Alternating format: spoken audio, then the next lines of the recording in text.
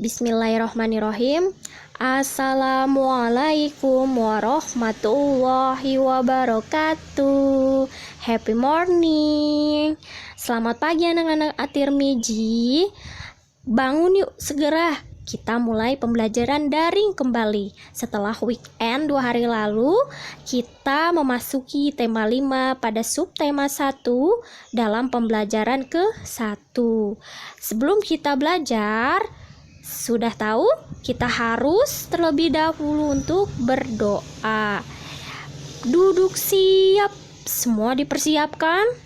Bismillahirrahmanirrahim. Rabbi jidni ilma warjukni fahma. Amin. Sekarang kita buka buku tema 5 kalian dan buku tulis kalian serta alat tulis kalian. Pada pembelajaran pertama ini, agar kalian mampu untuk bertujuan ya. Agar kalian mampu, sebentar ya. Slide-nya agak sedikit lama.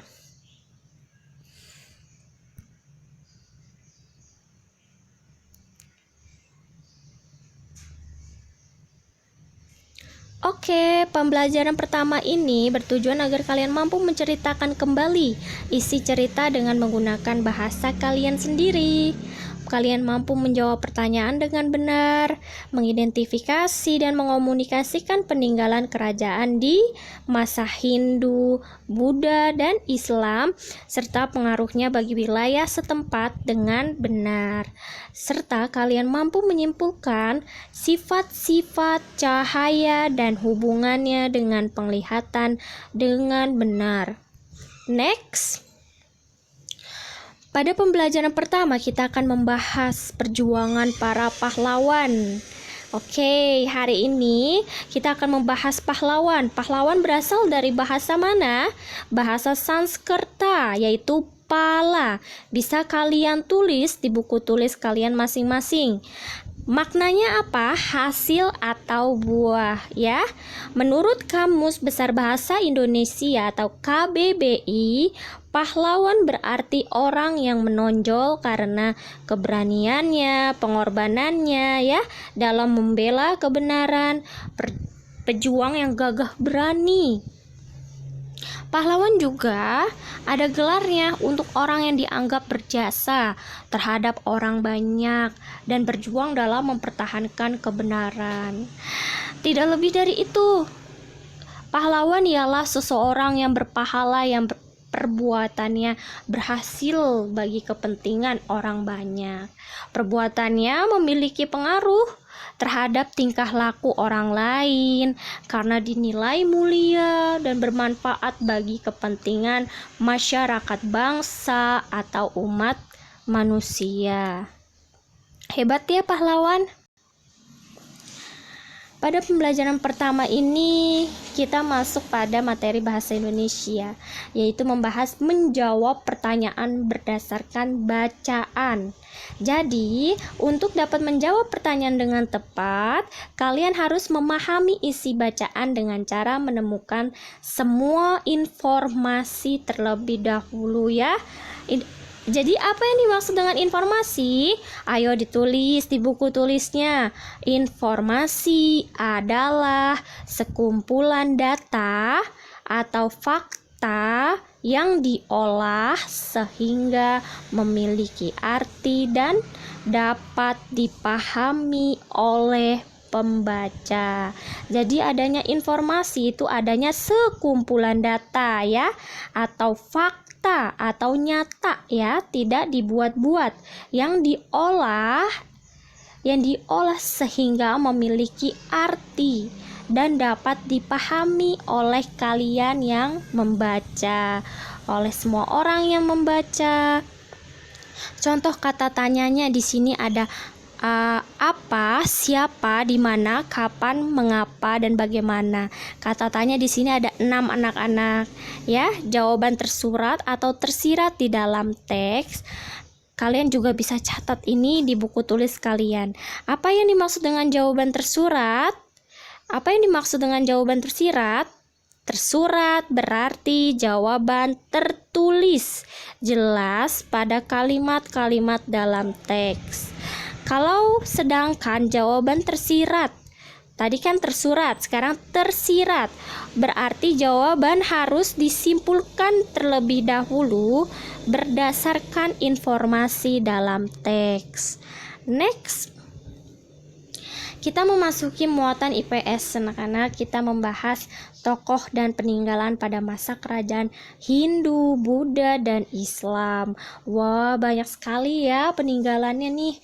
Beberapa tokoh beserta peninggalan kerajaan Hindu, Buddha, dan Islam, dan sikap kepahlawanannya.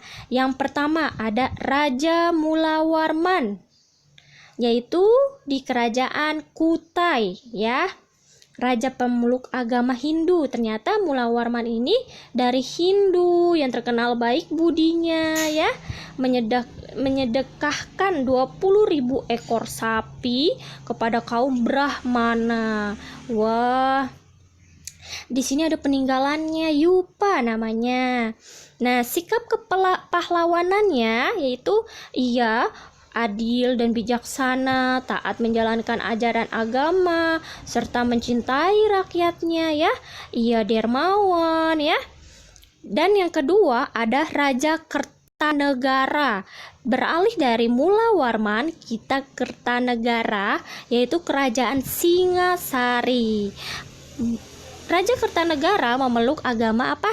Yang tadi kan Mulawarman Hindu, sekarang Kertanegara memeluk agama Hindu yang berhasil menaklukkan seluruh wilayah Nusantara. Ya, ada sikapnya di sini. Sikap pahlawanannya, pantang menyerah dalam menyatukan Nusantara, berani dan tegas menolak untuk tunduk kepada bangsa Mongol ya. Untuk peninggalannya yaitu ada Candi Singasari. Wah. Sekarang beralih dari itu ada Raja Balaputra Dewa di sini ketiga, kerajaan Sriwijaya memeluk agama Buddha. Ini anak-anak tadi yang dari agama Hindu ya. Sekarang dari agama Buddha. Kerajaan yang berpusat pada perdagangan, pelayaran, pendidikan, dan penyebaran agama Buddha di Nusantara. Nah, peninggalannya ini ada prasasti Kedukan Bukit. Jadi sikapnya yaitu jujur dan disiplin, adil dan bijaksana ya. Sekarang yang nomor 4, Sultan Iskandar Muda. Wah, dari kerajaan Aceh. Kalian harus hafal satu-satu kerajaan ini ya. Raja pemeluk agama Islam ini anak-anak, agama kita yang berhasil membuat kerajaan Aceh mencapai puncak kejayaannya. Di sini peninggalannya ada Masjid Raya Baitur Rahman. Jadi sikap kepahlawanannya yaitu adil dalam menegakkan hukum, selalu mengutamakan kesejahteraan rakyatnya. Ingat-ingat dari agama Islam yaitu Sultan Iskandar Muda dari kerajaan Aceh. Sekarang yang kelima ada Raden Patah, kerajaan Demak. Raja pemeluk agama Islam yang menjadi penguasa pertama di kerajaan Demak. Nah, ini peninggalannya ada Masjid Agung Demak ya, yang berada di Demak. Sikap pahlawanannya menghormati kebebasan beragama. Kedua, berani melawan penjajah. Pada muatan IPA, anak-anak di sini membahas penerapan sifat-sifat cahaya. Selepas dari IPS, sekarang kita beralih ke IPA. Agar dipersiapkan kalian buku tulisnya, kalian bisa catat ya apa yang ibu sampaikan. Cahaya berguna untuk membantu manusia melihat benda-benda sekitar, membedakan warna, melakukan kegiatan sehari-hari ya. Jadi sifat cahaya itu apa? Merambat lurus, dapat menembus benda-benda bening, dapat dipantulkan dan dibiaskan. Percobaan sifat cahaya di sini ada merambat lurus. Merambat lurus contohnya seperti ini ya. Pada mata kalian, dan ini ada cahaya lilin. Merambat lurus. Saat lubang sejajar kamu dapat melihat cahaya lilin ya. Saat karton tersebut digeser dan tidak sejajar, kamu tidak dapat melihat cahaya lilin tersebut. Misalkan kertas karton ini kamu geser sedikit saja itu dan tidak sejajar dengan apa yang kamu lihat, pasti kamu tidak dapat melihat cahaya lilin itu ya. Yang contoh-contoh lain ya cahaya merambat lurus ada ini pada di gambar ini ya. Kedua, menembus benda-benda bening ya. Sifat-sifat cahaya yang kedua, saat senter diarahkan ke papan melalui gelas bening, cahaya dari senter akan menembus gelas dan menyinari papan tersebut. Kalian bisa praktekkan di rumah ini ya, kalau kalian ingin melihat tembusan dari benda-benda bening tersebut. Contoh-contoh lainnya ada cahaya menembus benda bening yaitu pada akuarium, pada ini ya, di gambar ini pada kaca. Nah, dapat dipantulkan. Cahaya dapat memantul ketika terkena permukaan benda. Terjadi pemantulan teratur jika cahaya mengenai benda yang memiliki permukaan rata seperti cermin. Kalian bercermin ya, dapat ada pantul, cahaya yang pantul. Ada juga di kaca spion dan di kaca jalanan. Dapat dibiaskan atau dibelokkan. Pensil contohnya nih, ada gelas dan pensil serta air.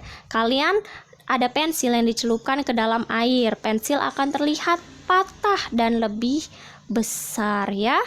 Ada di dalam air ini pensilnya jadi lebih besar. Contoh lainnya yaitu jika dibiaskan atau dibelokkan, ada pada dasar kolam renang, tampak lebih dangkal ya. Untuk tugasnya halaman 1, 3 sampai 6. Oke, terima kasih anak-anak. Wassalamualaikum warahmatullahi wabarakatuh.